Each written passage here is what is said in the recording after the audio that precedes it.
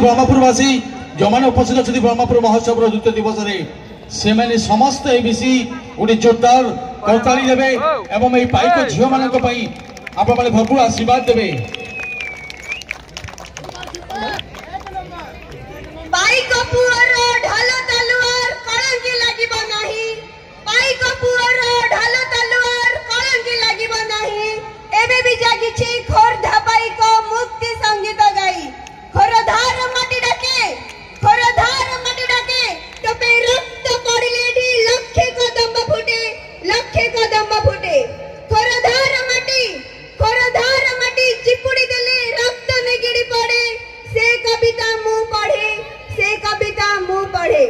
सिंह परी गर्जी छाती की फुलाई